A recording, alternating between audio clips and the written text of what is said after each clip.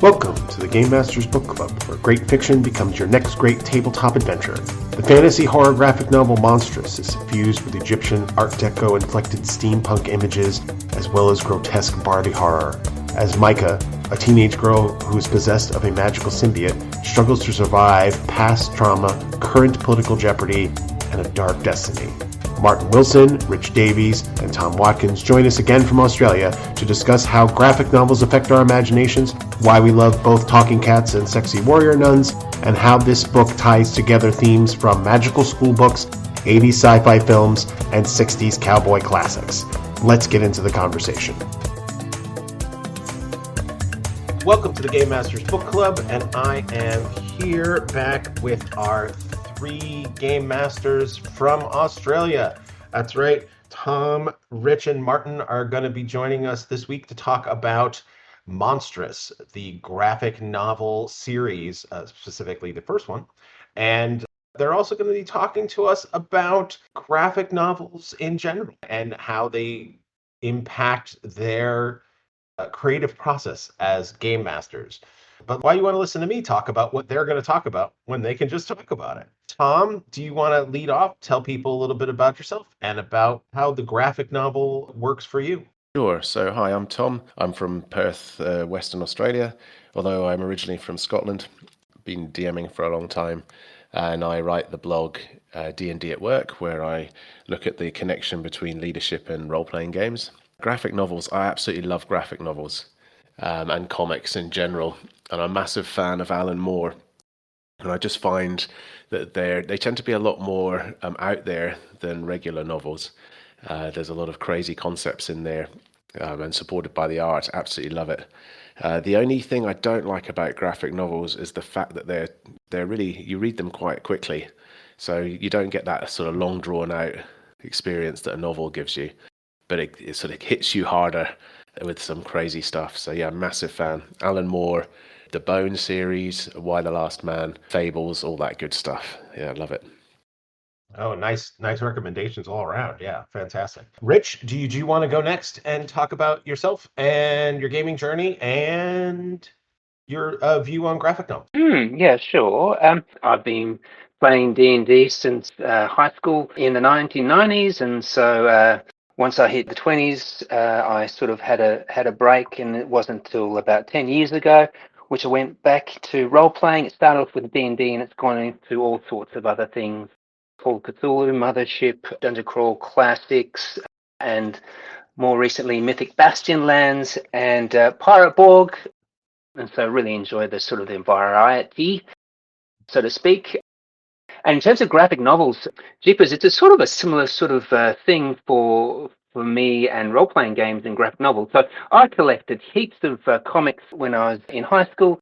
So there's Iron Man, Spider-Man, X-Men, all those type of things. I had a whole stack of them. I collected them for years. But once I finished up and went to high school and went to uni, I gave them all away. And so I haven't been back to graphic novels for some time. So that's kind of like the filter that I have for graphic novels is kind of like a sort of a kids type of thing. That's how I associate with it. But now, obviously, with Monstress and some of the other stuff that are floating around, it's more catered to adult, more grown-up type of audience. And so that was a nice breath of fresh air, having the more interesting type of twist on things, anime or what have you as well, having more complicated, more interesting. The art is still fantastic, and so looking forward to having a chat about that in a little bit more detail and how graphic novels inspire the sort of our gaming experiences. Awesome. I'm very excited.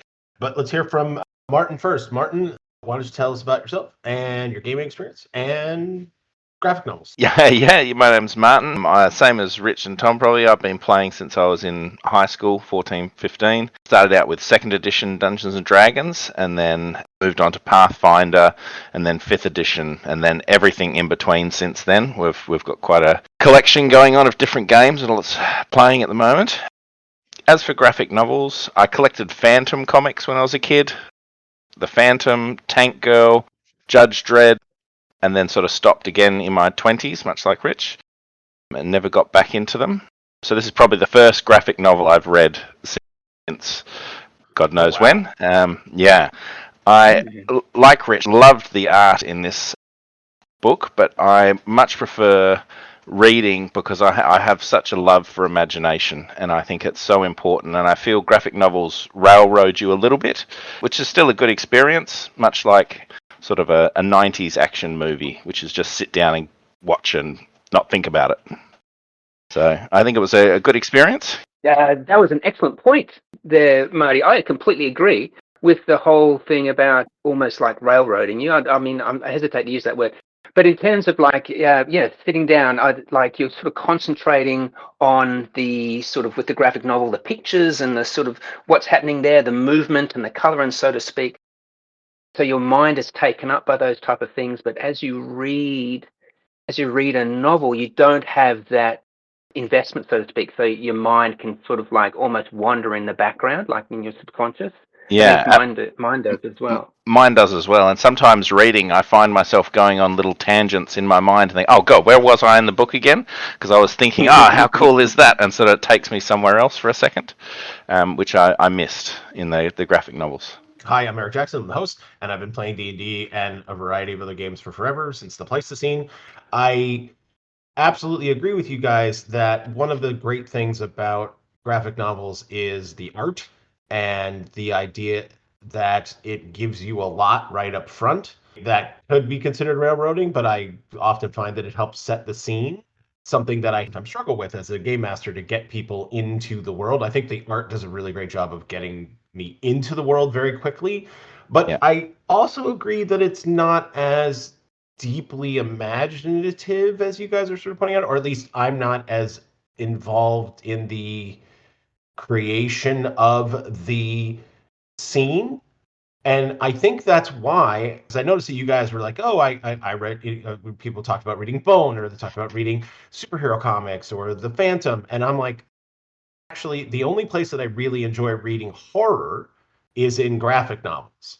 I don't like to read horror novels, because I get scared. My own imagination gets me going way more than, say, like a graphic novel. And also, to Tom's point, it's also rather short. So my exposure is both short and perhaps screened a little bit by the medium. That's the place where I do most of my horror reading, is in graphic novels like Chew and Hellboy and obviously Monstress. I've read every issue of this series and I've really enjoyed it. I'm going to talk a little bit about the book so that the folks at home know what we're talking about here. And they've got to be all excited by now. We've talked about graphic novels, but what about this graphic novel? Monstress is the award-winning dark fantasy graphic novel series created by writer Marjorie Liu, artist Sana Takeda, and publisher Image Comics. Set in an alternate 20th century Asia in the aftermath of a devastating war between the Human Federation. By the way, just to throw this in here, they've used the Federation a couple of times, and I kept hearing Star Trek Federation, and it just automatically did not click. I was like, oh no, this is not that Federation. And the Archaics, magical human-animal hybrids, which are reminiscent of the Fae. The human faction is led by the Kume, an order of magical nuns who gain power by consuming the Archanic's flesh. Our protagonist, Micah Halfwolf, is a one-armed Archonic who can pass as human and allows herself to be captured by the Kume in order to infiltrate one of the Kumean strongholds as a slave. There she hopes to find out what happened to her mother, an archaeological researcher. Micah is not alone. Within her is Zin, an ancient destructive entity that she fights to control, lest gruesome violence results. While escaping the Kume, she also picks up Kipa, a young fox child, and Master Ren, a talking cat necromancer. Her journey uncovers the ancient history of old gods, deep political intrigue among many different factions, and a potential world-ending conspiracy that revolves around Micah and Zin. The world building is lush, dark, and deep, supported by Takeda's art, and occasionally the biased lectures from the cat scholar professor Tam Tam at the end of each issue. The books delve deeply into trauma and survival, both of those who suffered from war and intergenerational strife. It also deals with racism, prejudice, and the horror of the human condition. That's everything I could say about it. Short as possible. Go ahead, Martin. You want to anything else I missed or you want to talk about? Side of sexy warrior nuns? No, not really. Oh, You that's right. wrapped it Sexy up pretty warrior well. nuns. Straight into the well, sexy warrior. Yes, if I haven't already said this, this may not be good for very young readers. I'm just going to throw that out there as a comic book. No, yeah, absolutely. Not only for the occasionally graphic art content, gruesome mostly, although some other stuff as well. Some of the themes can be very disturbing, but also sexy warrior nuns. Sexy warrior nuns. It certainly, I mean, as you should list all those things, Eric, they pack in so much in just such a little volume here. Oh, yeah, absolutely. There are so many things. It's so dense. That's one of the things that I find when I was doing the reread for this series, that I could linger on a page. You know, it's got like maybe a dozen, 24 words on it. And yet I could spend 10 minutes on a page, both looking at the art and thinking about what they're saying and trying and remembering what's happening in the series. And it is a very dense series. I agree. Very start of the book really sort of chucks a lot of information at you. In the first sort of probably quarter of the first book, I found got a bit lost sometimes. Oh god, what was that? And I've got to go back and then have a look and then Definitely does some info dumping. Agreed. Yeah, that's right. And, you know, you could go back, you mentioned, Eric, having a reread. You could go back several times and pick up more bits and more of the detail. I mean, I was just quickly preparing for tonight. I was just showing my wife what this novel was all about. And she said, oh, isn't it interesting having all this Egyptian iconography? I didn't really notice it, but then I started flicking through, and it's all through this book. It's incredible. There's lots to absorb. I really enjoyed it. There was, like the other guys have said, there was so much in it. But there was a lot you can take away from it in terms for games and things, which we'll talk about later. I didn't find it as fun as a lot of other graphic novels I've read in the past. I think possibly the information overload at the beginning was a bit much for me. Compare it to, say, Watchmen, which is a very dense graphic novel, but the information is spread throughout it rather than being right at the front. And I think I prefer that sort of drip feeding of the information as you sort of delve into the story. But I mean, I still really enjoyed it, and it was a very different graphic novel than I usually read. And it was good to try something different. Speaking of games, let's move on to our discussion of how, if we wanted to run in the world of Monstress, what sort of system, what sort of mechanics do we think would be useful to evoke the feeling of this particular series? Martin, do you want to get started? Yeah, sure. So for me, I struggled a little bit with what to adapt this into until I stopped thinking about playing on the side of the main character, and I thought it would be quite fun to play on the side of the nuns. That's right, the Kume witches. I'd like to play them, do a sort of an adventure with the Dark Heresy or the Imperium Maledictum rules, the Warhammer 40,000, which is already quite a dark universe, and you're playing a group of inquisitors to hunt down the chaos-infected Micah half-wolf.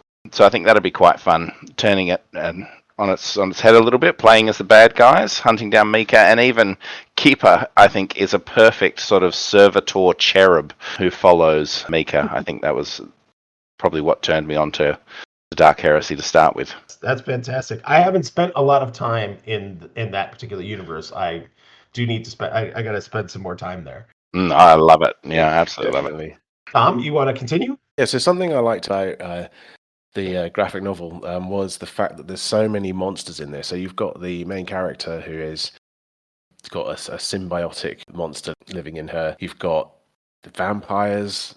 I think there's sort of like anthropomorphic creatures in there.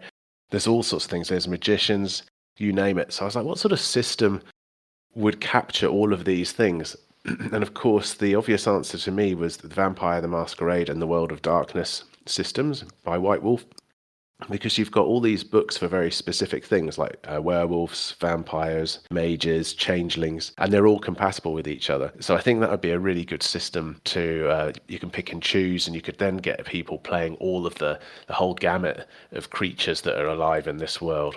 And I think that could capture it really well. And I don't think it would take too much in the way of changing the system to be able to capture that sort of feeling.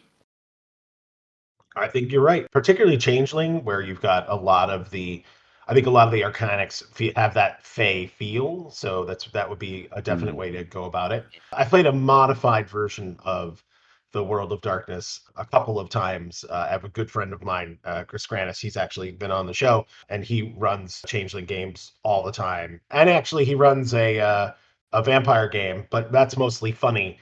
He runs that based off of the What We Do in the Shadows game. What we do at the yeah, it's such a good show and movie, isn't it? Yeah, I love it. And definitely reminiscent of a role-playing group rather than people taking it too seriously. I had a bit of a head scratching moment as well for this one because it wasn't obvious of the type of system I would use with this, and I had to just think about Micah and how powerful she was. And you looking through the sort of the novel, you'd see all these other, like the warrior nuns and all these other demigod type of things, winged creatures and things like that. He would still lay waste to all of these, and so I sort of got sort of like a sort of a silly vibe to this, as in it's just Mika was undeniably powerful, and so I haven't played any superhero RPGs because that sort of leapt out with me, and also with my association with comics and graphic novels back in the 90s, and so it got me thinking about Mutant Crawl Classics. So this is kind of like a spin-off of Dungeon Crawl Classics, and it's kind of like a 1970s post-apocalyptic science fantasy setting. And it's a little bit wild and silly and gonzo. And I'll completely acknowledge that it's different to what they was prepared for Monstress, the tone that was meant for that. But I thought it would be interesting from the MCC point of view because they have characters there. Your player character, in fact, can be randomly mutated. And so some of these mutations are not powerful at all. So you could lose a body part, you could have thin skin, you could have stunted wings, you could have maybe one of your legs shift, so it's pointed backwards, it's pointed the wrong way, as opposed to some of the other mutations, which are verging on godlike or incredibly powerful. So you have life force drain, magnetic control, holographic skin.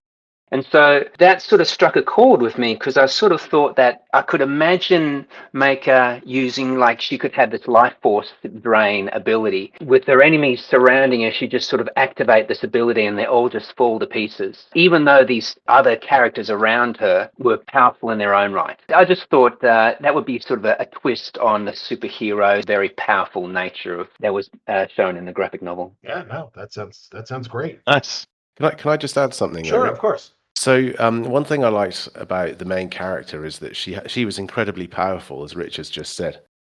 But there was a price, there was this sort of symbiotic creature trying to take her over.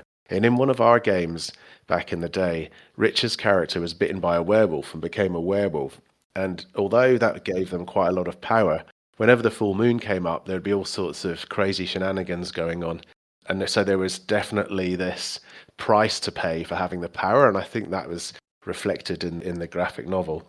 But I think that's an important thing in games, is to have, if someone has got a lot of power, there has to be some sort of price for it, so it doesn't get completely out of control. There's some price to be paid for having all those extra abilities, and I think that's reflected well, in Monstress. Yeah, Tom, that's an excellent point because her body was literally being consumed. Yes, that's right. Eaten away by this god. Yeah, it was incredible. And in a graphic novel, it's perfect because you could see that so easily, whereas maybe in a regular novel, that isn't as present. You can't describe that in every page or every interaction that person, the protagonist, has. Whereas if the graphic novel, it's always there, just about whenever the character's in scene. Yeah, one of the advantages of that visual media there. I'm going to just throw in my mechanics here, because I know you guys, I can hear it in your voices. You want to start talking about some of the things you want to add to your games. But the last mechanic that I want to throw in is from a game called Unknown Armies. They have different stress meters. They call them shock gauges. And they are based around things that the character has experienced, like helplessness, isolation, violence, the unnatural. And all of these things are things that are happening constantly in the Monstress game. There are 8 notches, and you harden as you go higher. That's the term that they use. And some abilities that you have improve as you harden, so as you become more abused or more isolated, your ability to lie or dodge becomes better. Whereas if you don't go up on those and if you remain closer to the base, you are better at connecting with people. You're not suffering physical ailments as much, and people have a greater respect for you. And so all of that is really tied into a lot of what happens to Micah, as well as a lot of what's happening in this political intriguey world where there's a lot of trauma. That's why I was like, okay, this is a system from Unknown Armies. I think would give that feeling the best possible chance of coming through. Cool. Good. And now that we've covered that and I got my little piece in, we can get right down to the cool stuff, because obviously there is a ton of cool stuff that's portable from these graphic novels and can put into our games. Martin, do you want to go first? Yeah, sure. So the first things is the city which they start off in, the city of Zamora, with the slave auction. I loved the art of that, and I'd love to put takes some of that and put it in a game with the dungeons and then the opulent sort of, you said they were Egyptian iconography rich. I'm not sure what I was sort of even thought they were, but I loved the sort of everything was gold filigree and red carpets, and I absolutely loved that sort of imagery. So I'd love to chuck something like that in. The giant gods that roam the world, I loved that as well. They're not necessarily interacting with everyone, and people are wondering what they are and why they're there. I loved that. That's a great thing to chuck in a game. Just as almost set dressing, I think, and setting up intrigue. Yeah, you see a giant skeletal creature with snake hair, and you're like, what's going on there? Yeah. All right, what are we doing about that? And that's again something interesting. Playing Dungeons and Dragons with students, you say, oh, there's this giant creature in front of you. What do you want to do? And they instantly say, oh, attack it. And some players do the same thing, but not necessarily. You don't necessarily want to go and attack everything that's roaming the land, I think. Yeah, definitely. I like how you give separation between small children and player characters. That's very kind of you. Well, some player characters don't do it. Yeah. I would like to talk about Professor Tamtam. And so I thought it was a wonderful segue through the graphic novel from time to time that had like a 2-page spread of a lesson Professor Tamtam would be explaining to his students or the reader. It would just give a bit of information, some background on why the world was like it was. And so in particular, there was one sort of just describing very briefly the different species in the story. So you have the humans, the cats, the ancients, the old gods, and the arcanics. And I thought that was such a good little thing, because although I was reading all of the stuff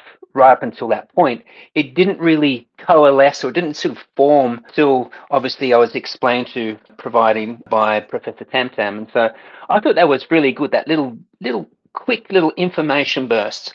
It didn't provide all the details, obviously, but it just provided enough, a little bit more aware of what was going on, and then kind of almost like refreshed to start again back into the rest of the story now that I knew a little bit more. I kind of liked the way that they provided this burst of information, or lore dump. That's a pretty ugly term, but for the teachings for my games, I'm quite sensitive about having these sort of lore dumps, so to speak, these longish monologues from a DM. I'm weary of maybe boring the players, or maybe going through something at length that we don't actually go through in the scenario.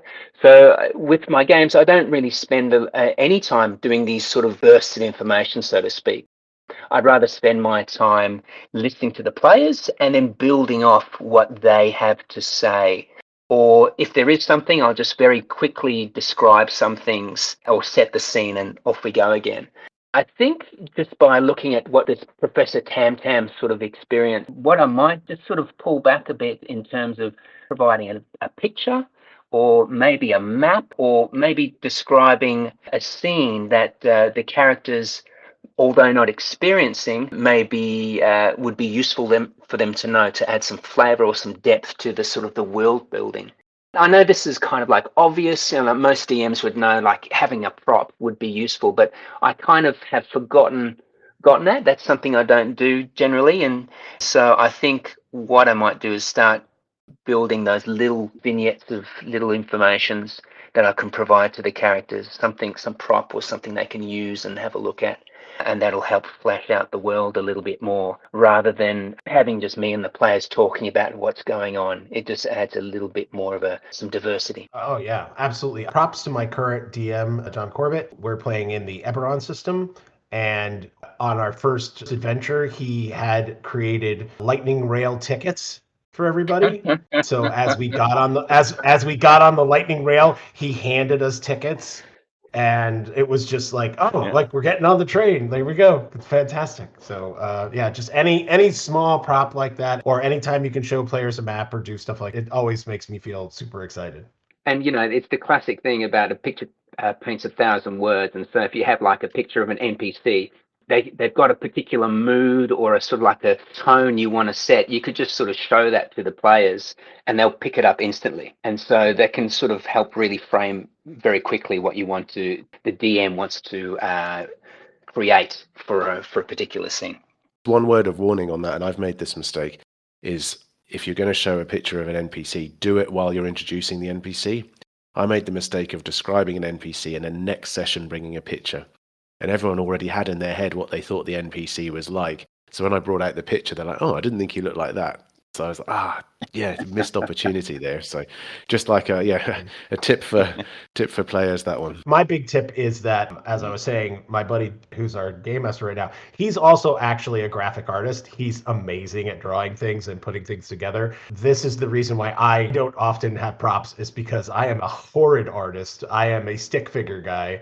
So I could never really, I want to show people, I'm like, oh, I have this picture in my head. And I'm like, well, no, there's no way it's getting out. I'm just going to have to use my words. That's all I got. In saying that as well, we recently played Cloud Empress, and one of our friends drew some pictures of his character growing up, and he posted them on our Discord thing, and I thought, oh, gee whiz, did he get his kids to draw that? That's really good. And then we said, oh, they were really good, Kirk. And he said, oh, yeah, no, I drew them. And I thought, oh, God. But they were perfect for do you know what I mean? For the setting and the character. I thought it was absolutely fantastic. So I don't think you should be scared of the fact that you're not a great artist. Chuck it up there, and it's going to be amazing no matter what, I think. But when there's like a battle mat out and I need to help with describe a particular scene, I can't draw, but I can draw stick figures, so that often comes out in terms of like whether it's a small stick figure or a sort of a large horse-shaped type of thing. It helps clarify what's going on, even though it might not be very interesting or attractive. Yeah, absolutely. Yeah. Well, thank you all for the confidence boost. Now I'll have to give it a shot and see what happens. Tom, did you already talk about stuff? No, I haven't talked about it yet. Great, good, go.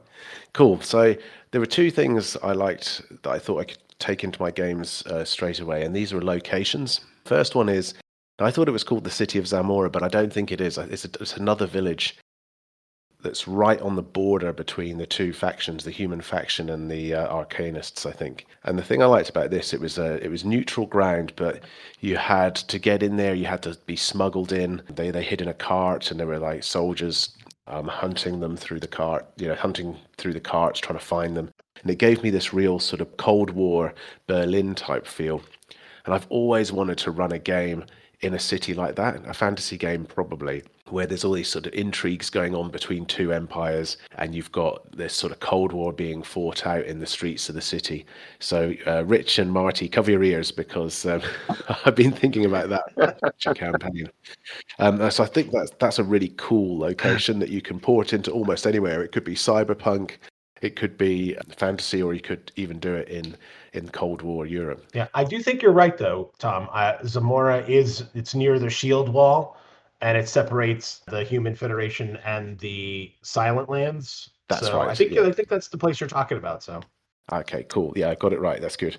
The second one is in the second book, and they go to this island, which is surrounded. First of all, it's surrounded by ghosts, so it's hard to get in there. And secondly, the island, the reason it's so weird is one of these big gods that Marty was talking about earlier has died and landed on this island. And so there's this huge skeleton, like absolutely sort of mega-sized skeleton on there. And then the rotting of the god's corpse has really polluted this island and created all sorts of strange and trippy psychedelic effects and captured ghosts and strange monsters. And I think as an adventure setting, particularly in a fantasy type campaign, it's absolutely perfect. It's a place for the adventurers to voyage to, and it's completely different to anything they've been to before. The strange ecosystem that they find there is explained by this dying god, or this dead god, a rotting god. I think that's just really evocative. So I think there's something there again that might well pop up in a future campaign. I think it's the imagery and everything is fantastic, and then the amount of horror you can add to it, and also the traps and terrifying monsters that can come from it is there's lots to work with. Yeah, agreed. All the settings are fantastic. Even if as you read on, they continue to be these really great settings that can be used. You absolutely could just take all of this whole cloth and just drop these various places into your campaign. It's just amazing. My final piece is I really like the cats.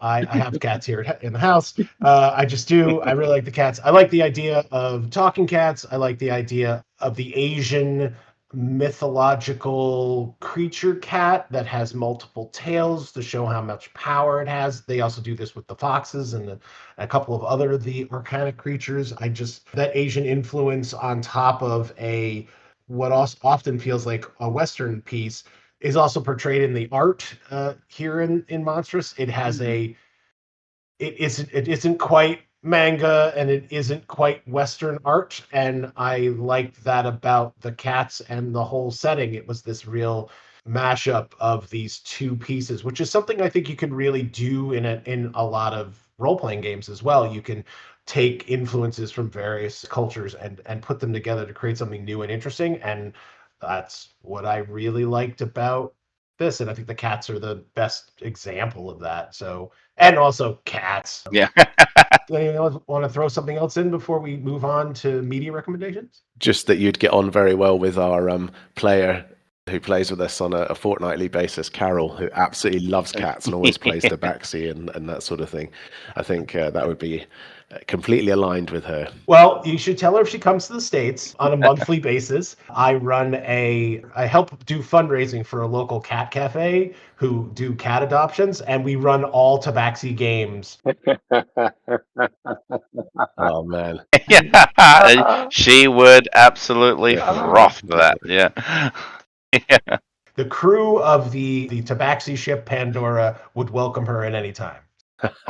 Brilliant. That's going to make Carol's day. Wait. All right. We've talked about how we would run a game in Monstress, and we've talked about what we would take from Monstress and put into our own games. If you're going to be looking for further inspiration, media that evokes the same feeling as Monstress, I know we talked in the pregame that, at least for me, this is a fairly unique piece of work. But if you wanted to try and find something that was related to it, what would you pick? Tom, do you want to lead us off? Great, thanks, Eric. It was very unique. So the things I've chosen are a little bit oblique. Coming back to the town being between the two empires, I thought a great example of this is Babylon 5, probably the best science fiction series to be produced, in my opinion. So it was in the... Whoa. All right, okay. Hold on, guys. Hold on. Let him get through. Let him get through his argument, then you can have the argument. Sorry. I might have to retract that statement. I really loved it, though. It's like set about a space station set between lots of different factions. You've got Earth. I can't remember the names of them all, but there's like 3 or 4 different alien empires all butting up against it, and this is meant to be the place of peace. And you've got that sort of Cold War being fought on the space station. So I think it's a really fantastic way of taking that concept and putting it into a science fiction setting. The second one is even more oblique, but having monsters in society. So this is a book called Carrion Comfort by Dan Simmons, which was written in the 80s. So it's very 1980s horror book, but it's got this sort of these horrific, they're not like normal vampires, they're sort of these horrific vampires living amongst humans, not quite in plain sight. And I thought that was reminiscent of some of the monsters in Monstress. And then lastly, the Venom comics, which my cousin was really into when we were living together in London. And the whole parasitic, symbiotic nature of Venom and its host, whose name I can't remember, is very reminiscent of the main character in Monstress. And she's got this creature living sort of inside her or alongside her and trying to take her over, and that sort of play between the two characters inhabiting one body. Not only that, but the sort of Venom art is, and that sort of the way it reaches out of the human host and things was very reminiscent to Monstress. So those are three pretty oblique representations of Monstress, but I thought that they were quite fitting. Agreed. Although apparently not everyone agrees with your first statement of this science fiction thing, but there you go. That's how I remember it. I'm sticking to it. It isn't as apparent in the first book, but if you continue to read, the number of factions and the political intrigue that takes place really has that Babylon 5 feel. So I 100% am on board, Tom. Brilliant. Thanks, Eric. I knew I could count on you. Yeah, there you go. You got this. Rich, what types of media do you think would help evoke the same feeling as Monstress? Yeah, I think you hit the nail on the head there, the feeling. So I went for sort of like the vibe that came through for me reading this. So firstly, I'd like to sort of suggest Sailing to Sarantium, which is a Guy Gabriel Kay novel released in the 1990s. And so essentially it's set in Roman-like times, the first book of a two-book series, and it describes the journey of Crispin, who is mosaicist, who's traveling to the capital city and is there to decorate the grand dome, or the sort of the cathedral that's been commissioned by the emperor. And I thought Monstress sort of reminded me of parts of the journey of Crispin, because in the wilderness along the sort of the road and the forest, and as he passed by, Crispin became aware of this dark, powerful presence, these beings that were not visible, but would definitely have their presence known as he sort of made his journey towards Sarantium. And I thought, from just a regular traveler, you wouldn't be able to detect it, but once you became aware of this presence, this darkness, it is foreboding and it's real. And he got really scared. And so I guess in that sort of way, that would sort of reflect the sort of these elder gods that we were talking about earlier, just sort of lurking around this world in Monstress. And my second recommendation is True Grit by Charles Portis in 1968. It was released. So that was the novel, of course, and then there was a movie starring John Wayne in 1969, and in 2010, the Coen brothers made a movie of the novel as well, and that starred Jeff Bridges and Matt Damon. And essentially this is set in the 1870s, follows a 14-year-old girl, Maddie. Essentially, she is seeking justice for the murder of her father. And the reason why I'm picking that one out is because Micah is kind of like a young girl who's tough, determined, single-mindedness, and is able to really work through so much trauma, danger, chaos, and is able to work through all of those with some little help from her friends. And that essentially what happens to Maddie as well. So she's a 14-year-old, like I said, mentioned before, but she is determined and she's out to seek justice for her father. And she's able to get the help of two quite unusual characters, Rooster and LeBeef, and they're able to go and search for her father's killer. And so I thought there were some strong parallels to these girls who were able to really accomplish so much in such dark times. Wow. Okay. That again, this book is full of many, many, many themes, and this is just another example of that. There's a ton to talk about. Go ahead, Martin. What do you got? So as soon as you said True Grit, Rich, I can't agree more. Not only an amazing movie, but Absolutely True Grit, I think, is a phenomenal pick. Oh, cool. Yeah, really like that one. But for me, the first thing that came to mind was the Guyver, the 90s anime The Guyver, and that was made into a movie in the early 90s, I think, where he's got a same sort of thing. He's got a symbiote attached to him that sort of takes control randomly, and then he slowly learns to control it to fight demons and monsters. So that was the first thing that came to sort of surface thing that came to mind. And then second for me was another movie from the early 2000s called Final Fantasy: The Spirits Within. It was like one of the first CGI movies, full CGI movies ever made. Just the giant spirit gods that were in the background of that movie, I absolutely loved, and they were one of my favorite things in the graphic novel as well. So. And then, as we were just talking, Love, Death and Robots, where there's a bunch of robots going through the world that's been deserted, only to discover that cats were the reason the world was destroyed. I think, as we're talking about sentient, powerful cats, that popped into mind. Like I said, there's so much that we can pull from this and be like, oh, well, if you want this part of it, you can do this. If you want this part of it, you can do this. Along those lines, Saga is another graphic novel series, long-running, award-winning, really great stuff, written by Brian K. Vaughan, art by Fiona Staples. Just not a similar art style, but a similar kind of story of political intrigue and people trying to deal with things in hard times. I think that would be a nice matchup. So Saga, and then another graphic novel, Pretty Deadly, which has a Western mythic kind of feel. I'm sorry, American cowboy Western. The tagline is blood-soaked fables whispered through gun smoke and starlight. That's not mine. That's the copy title, but it really does. I know.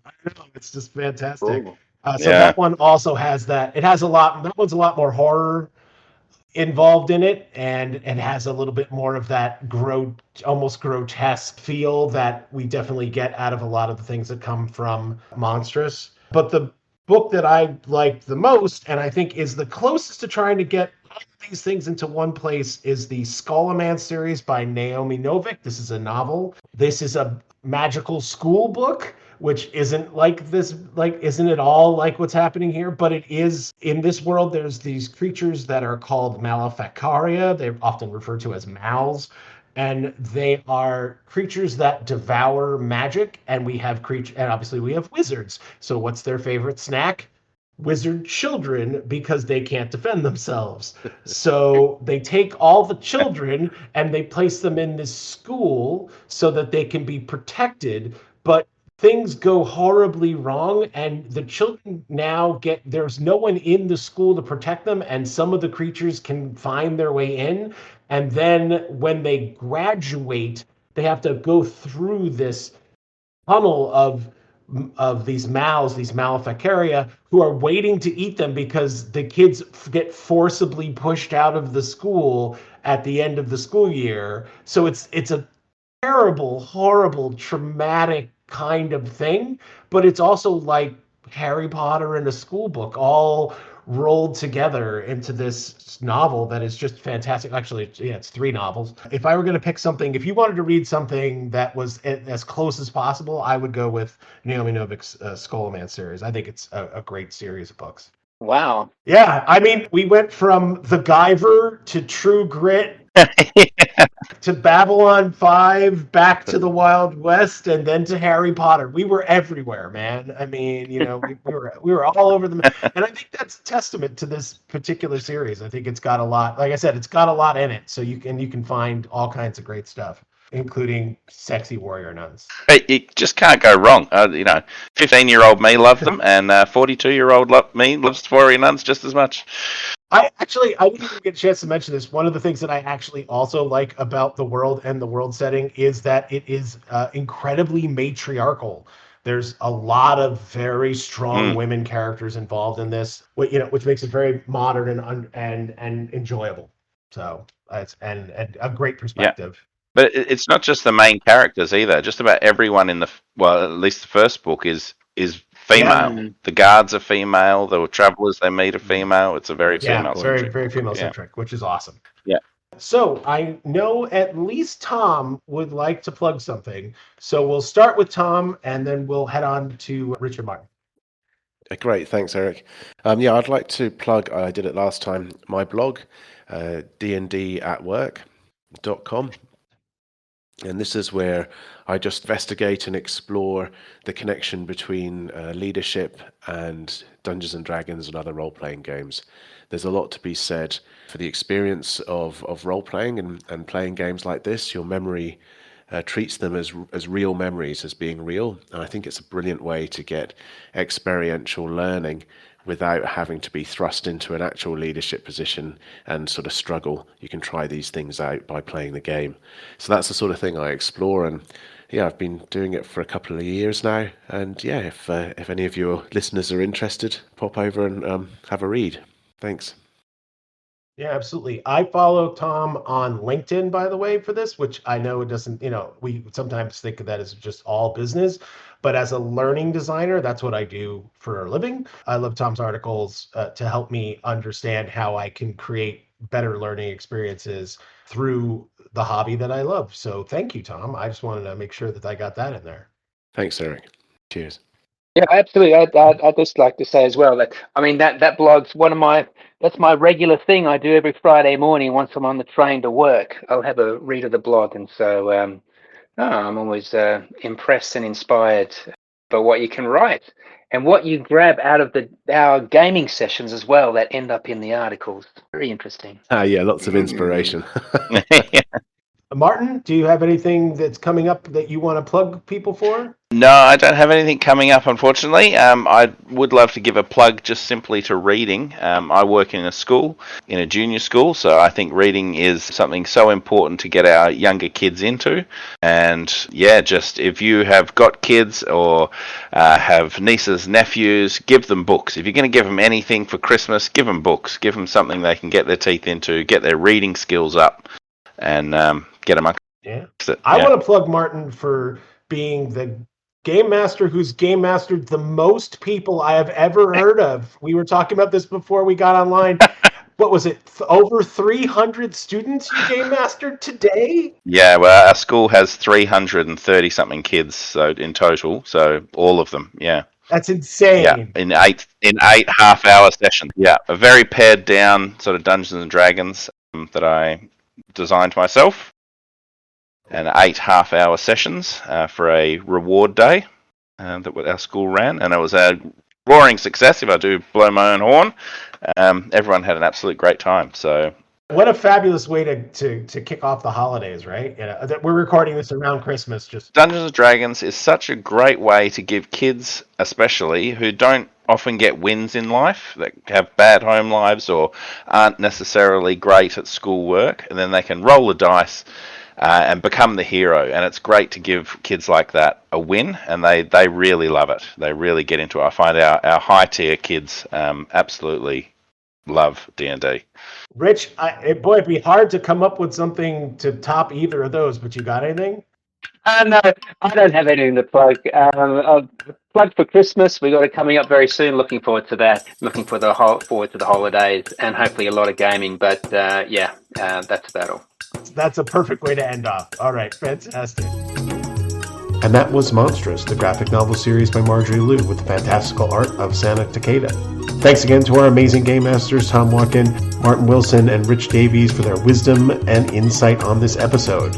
Join these three when they return to uncover the secrets of Ship of Magic by Robin Hobb. And join us in 2 weeks when the podcast welcomes author Rami Stott and her fellow game masters Josh Newman and Chad Banks as we explore her supernatural horror novel, Nothing in the Basement. You can find a complete transcript of today's discussion, as well as links to all of our podcasts at k-squareproductions.com/GMBC. You can learn about upcoming episodes on our social media on Blue Sky at gmbookclub.bluesky.social, on Facebook at Game Masters Book Club, on Mastodon at Game Masters Book Club, and on Instagram at Game Masters Book Club. If If you've enjoyed the show, please like, subscribe, and comment on our episodes in your chosen podcasting space, and be sure to share those episodes with your gaming community.